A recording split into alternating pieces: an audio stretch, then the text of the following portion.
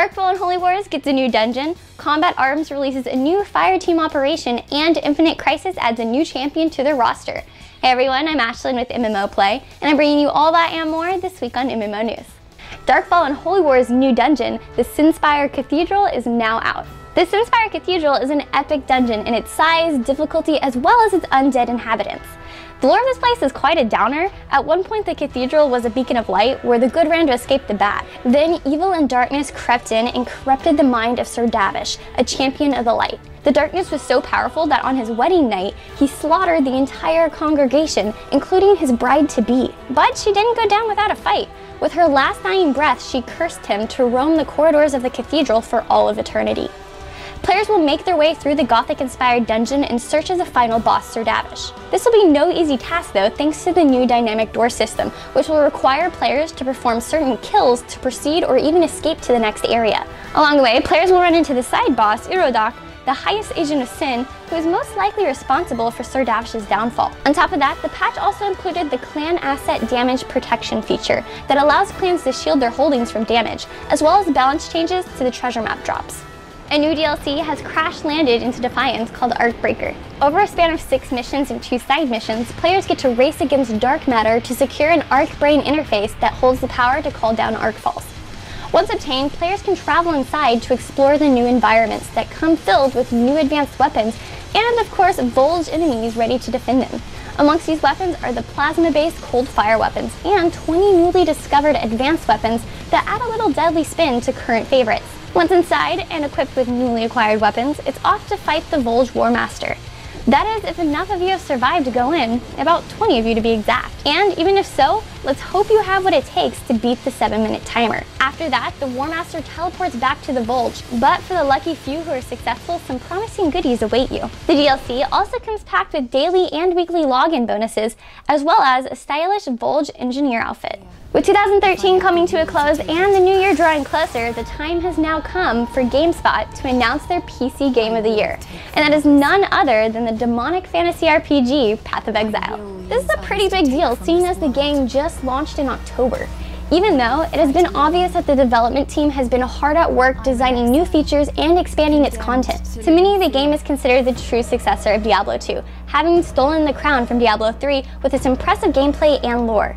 It's also worth noting that the game had some pretty hefty competition, including BioShock Infinite, DMC Devil May Cry, Brothers: A Tale of Two Sons, and quite a few others. This award isn't just a victory for grinding gear games though, it's also a win for the free-to-play genre, showing that free-to-play games can be just as high quality and entertaining as many of the AAA titles out there. So congratulations, Path of Exile. European Combat Arms players are going on a cruise, but it's far from the dream vacation you're thinking of.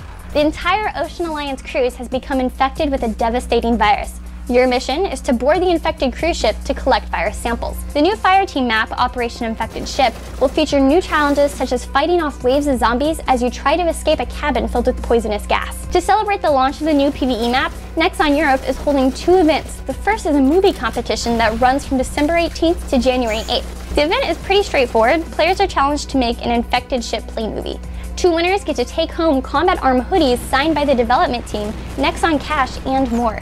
The second competition, titled Make a Wish, It's Christmas, will run from December 18th to January 1st. This is a marathon-based event where the player who logs in the most playtime on key maps or racks up the most assists gets to claim any item they want, except for demonic and epic weapons. Fans of Perfect World International may have noticed quite a big patch when logging in this week. That's because the new Horizon expansion is live. This expansion comes packed with features, including optimizations for early level content and the introduction of the War Avatar system, a new trading card game. And that's just the tip of the iceberg.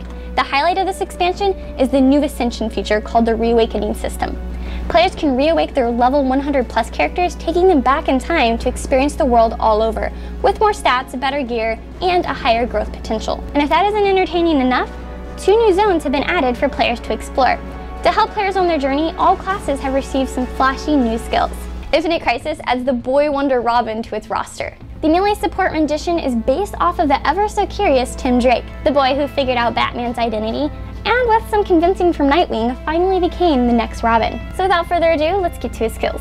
Robin's passive, this guy, lets Robin mark an enemy every few seconds with his next basic attack. When he or an ally attacks the target, the mark is consumed and deals bonus attack damage while restoring will or energy. Vault Kick shows off Tim's acrobatic side by kicking forward and knocking back enemies, while applying this guy and dealing attack damage. Bowmaster grants Robin attack damage reflection and causes his basic attacks to reduce his target's move speed. Activating the skill with Vault Kick will allow him to kick through his enemies, however, the combo won't apply his passive or knockback. Dynamic Duo buffs his allied targets, increasing their move speed, attack and power damage, and lifesteal, while also granting them bonus will or energy when his marks are consumed. For his ultimate, Emergent Leader, Robin spins his bow staff overhead, emanating large waves of attack damage around him, and also knocking back enemies within the radius.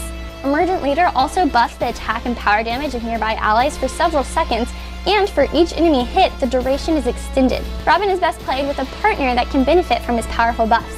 Keep in mind, he can burn through his will fairly easy, so save your skills for when your teammates need them. Alright guys, that's it for this week's MMO update. Thanks for watching. Remember to like, follow, and subscribe for all of the latest information. Again, I'm Ashlen, and I won't be seeing you next week, but have a happy holidays and keep on gaming.